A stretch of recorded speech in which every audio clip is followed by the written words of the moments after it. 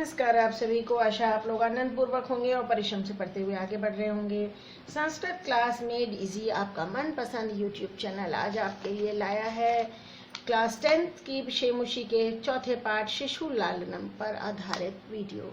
इसमें आप जानेंगे इस पाठ का अभ्यास कार्य, इस पाठ से संबंधित पूरे पाठ का हिंदी अनुवाद तथा भाष्य कार्य जैसे संधि, समास, प्रत्यय तथा और अन्य कार्य, प्रश्न निर्माण भी सारे वीडियो अपलोडेड हैं भाई। अगर आप क्लास 10 शेमुशी वाली प्लेलिस्ट में चेक करेंगे तो सारे आपको एक ही जगह मिल जाएंगे। और आज हम इस पाठ का अभ्यास कार्य सीखेंगे। आगे बढ़ें उसके पहले फिर वही रिक्वेस्ट कि अगर अभी तक आपने सब्सक्राइब नहीं किया है तो Sanskrit class made easy YouTube channel को सब्सक्राइब कर लीजिए और अपने साथियों के साथ अधिक से अधिक शेयर कीजिए, उनको भी इसका लाभ मिले। आपको अच्छा लग रहा है, समझ में आ रहा है तो अपने साथियों का भी भला कीजिए भाई, विद्या बांटने से बढ़ती है। तो सबसे पहले देखते हैं प्रश्नानाम उत्तराणी। हालांकि इस तरह का क्वेश्चन एग्जाम में नहीं आएगा, एग्जाम में हमेशा ऊपर पैराग्राफ गिवन होगा, उस पर आधारित प्रश्न पूछे जाएंगे, लेकिन फिर भी यहाँ समझ लेते हैं। राम आए कुशलवयो कंठाश्लेषस्य स्पर्श कीदृश। राम ने जब कुशलव को गले लगाया तो वो स्पर्श कैसा था? हृदयग्राही, हृदयग्राही, हृदय को स्पर्श कर लेने वाला था भाई, हृदय को प्रभावित कर लेने वाला। तो कीदृश की जगह आप लिखेंगे हृदयग्राही। रामा लवकुशौ कुत्र उपवेशयितुम कथयति। कहाँ बैठा रहे थे वो? आसनार्धम, अपने सिंहासन के आधे से बैठा रहे थे, खुद खिसक गए। और लवकुशौ आसनार्धम उपवेशयितुम कथयति। बाल भावात हिमकरः कुत्र विराजते। बाल भाव के कारण चंद्रमा कहाँ विराजमान होता है? शिव के मस्तक पर। पशुपति मस्तके, यहाँ हाइफन लगाएंगे आप, संधिगत समास बना देंगे और पुत्र की जगह आएगा पशुपति मस्तके। कुशलवयो वंशस्य कर्ता कह। राम पूछते हैं तुम्हारे वंश के कर्ता कौन है? तो बताते हैं भगवान सहस्त्र दीधीति, भगवान सूर्य, सूर्यवंशी थे ना। तो कह की जगह आएगा भगवान सहस्त्र दीधीति, सहस्त्र दीधीति सूर्य को कहते हैं। केन संबंधेन वाल्मीकि कुशलवयो गुरु आसीत। किस संबंध से वाल्मीकि कुशलव के गुरु थे? उपनयन उपदेशन, दोनों को मिला के संधि करिए, गुण संधि हो रही है। उपनयनोपदेशन, इस पूरे शब्द की जगह आप यही लिखेंगे। कुशलवयो मातरम वाल्मीकि केन नामना आव्यति। वाल्मीकि किस नाम से बुलाते थे कुशलव की माँ को? वधु के नाम से। वधु इति, ई का विसर्ग का र हो गया है, रुत्व संधि हो रही है, वधु इति, तो वधु रीति हो गया। ये केन की जगह ये शब्द आ जाएगा। अब आपको बताना है कि यहाँ विभक्तियां क्यों लगी हैं। अलम अति दाक्षिण्यन, अलम के योग में तृतीया लगती है इसलिए यहाँ लगी है। रामा लवकुशौ आसनार्धम उपेष्यति, जहाँ बैठाया जाता है वहाँ द्वितीया होती है, ठीक है, इसलिए यहाँ पे उपवेश्यति के कारण द्वितीया है। मैंने एक को लिखा है, एक आपको समझा रही हूँ। धिंग माम एवं भूतम, धिक के योग में द्वितीया होती है इसलिए यहाँ द्वितीया है, धिक योगे द्वितीया। यहाँ फिर वही है, अध्यासताम सिंहासनम, अद्य बैठे, जहाँ बैठाया जाता है तो वहाँ द्वितीया होती है। और अलम अति विस्तरेण, अलम के योग में तृतीया विभक्ति है यहाँ, इसलिए तृतीया है अति विस्तरेण। आगे बढ़िए, क्वेश्चन नंबर 3 देखिए। ये है पर्यायवाची शब्द चुनिए। 2 पर्यायवाची शब्द चुनना है। इसको करने की एक ट्रिक होती है बच्चों। क्या ट्रिक होती है? पहले आप इन सब शब्दों को पढ़िए और इनका अर्थ समझिए। हिमकरः यानी चंद्रमा, हिम यानी बर्फ, जो बर्फ जैसा ठंडा देता है। संप्रति माने अब, समुदाचार माने बिहेवियर, शिष्टाचार। पशुपति शिव को कहते हैं, तनय बेटे को कहते हैं और सहस्र दीधीति सूर्य। अब यहाँ से एक एक शब्द पढ़िए। शिव, शिव यहाँ आएगा पशुपति के सामने। शिष्टाचार, समुदाचार के सामने एक एक भरो और जो भर लिया उसको काटो। शशि चंद्रमा को कहते हैं तो यहाँ जाएगा। चंद्रशेखर, शिव को चंद्रशेखर कहते हैं क्योंकि उनके शिखर पर चंद्रमा होता है, ये यहाँ आ गया। फिर स्तुतः माने बेटा होता है, ये तनयः के सामने। इदानीं माने अब, तो ये संप्रति के सामने। अधुना माने भी अब। पुत्रः बेटा। सूर्यः तो सूर्य हो ही गया, सहस्त्र दीधीति। सदाचारः समुदाचारः। और निशाकरः जो रात को करता है वो चंद्रमा होता है, तो हिमकर, निशाकर, शशि यहाँ आ गया। और भानु सूर्य को कहते हैं तो यहाँ आया। हमेशा पहले इनको पढ़िए। अब उसके बाद है प्रकृति प्रत्यय लिखिए, अलग अलग करना है धातु और प्रत्यय आपको।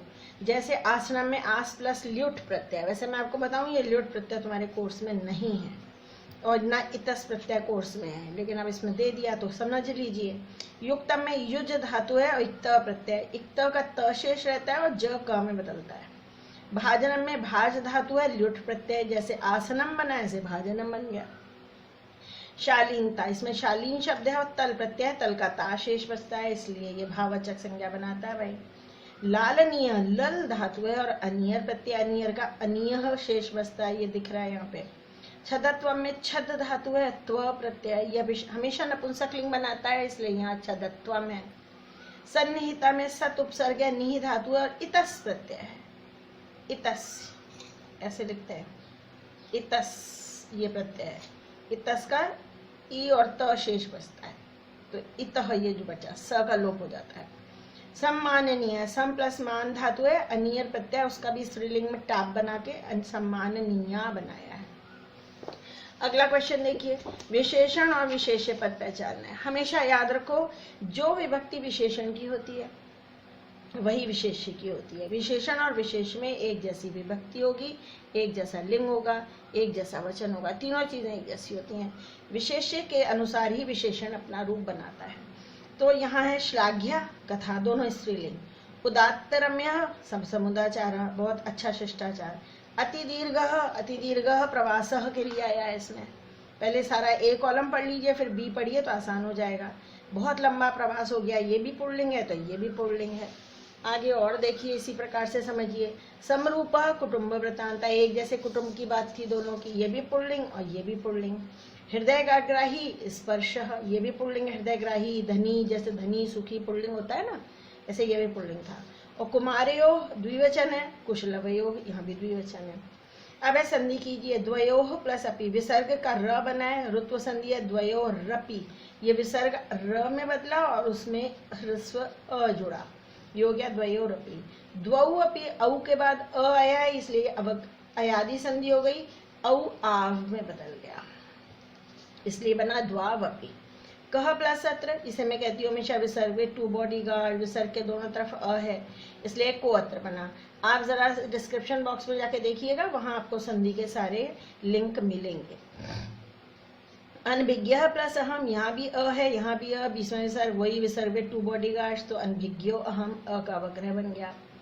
इति प्लस आत्मानम, ई का यण संधि हो रही है, ई का य बनेगा, यह हलंत होता है, उसमें आ जुड़ा तो इत्यात्मानम, यण संधि बनी। अब है संधि विच्छेद करिए। अहम अप्येतयोः, अहम प्लस अपि प्लस एतयोः, यहाँ पे तो वर्ण संयोग हो गया, म और अ मिल गए, और यहाँ यण संधि हो गई, ई का य बन गया, तो ये तयोः, इसका य बना, उसमें ए जुड़ा, ये तयोः। वयो अनुरोधात, ये फिर वही विसर्ग, टू बॉडी गार्ड्स है, अ और विसर्ग, तो वयो अनुरोधात अवग्रह बन गया। समान अभिजनव, दीर्घ संधि हो रही है, दो ह्रस्व अ मिलके दीर्घ आ बना रहे हैं। और खलवेतत, खलु प्लस एतत, यण संधि है, ऊ का व बन गया यहाँ पर। अब आगे देखिए कौन किससे कह रहा है। जो कह रहा है उसमें आप प्रथमा विभक्ति लगाएंगे और जिसको कहा जा रहा है उसमें द्वितीय लगाएंगे। पाठ पर आधारित है ये। सव्यवधानम न चारित्र्य लोपाय, ये राम कहते हैं दोनों से, बच्चों से कहते हैं भाई। तो राम उभौ किम कुपिता एवं बनति उत प्रकृतिस्था, विदूषक पूछता है लव और कुश से, क्या वो क्रोधित होकर तुमको ऐसे बोलती हैं कि पिता निर्दय हैं? तो विदूषक कुश से बात कहता है, विदूषक कुशम। जानामि अहम तस्य नामधेयम, कुश कहता है मैं जानता हूँ उनके दो नाम है। जब माँ का नाम पूछा जाता है तो कहता है उनके दो नाम है। तो कुशः रामम, कुश राम से कहता है। तस्या द्वे नामनी, दो नाम है। लव विदूषक से कहता है, लव विदूषक से कहता है। ये तो कहता है उनका नाम जानता हूँ, तो पिता का नाम बताता है ये, और ये लव बताता है कि मेरी माँ के दो नाम है। तो लव विदूषकम, विदूषक से कहता है। तो वही छोटा सा अभ्यास कार्य था, हमने सब कुछ समझ लिया और आपको समझ में आया। तो वही संस्कृत क्लास में इजी यूट्यूब चैनल को सब्सक्राइब करें, अपने साथियों के साथ शेयर करें, और अगले वीडियो में हम मिलेंगे अगले पाठ का अभ्यास कार्य लेकर। ठीक, तब तक के लिए आपसे विदा लेती हूँ। मेरे अन्य वीडियोस भी देखिए, पढ़ते रहिए, आगे बढ़ते रहिए। आपके लिए अनंत शुभकामनाएं।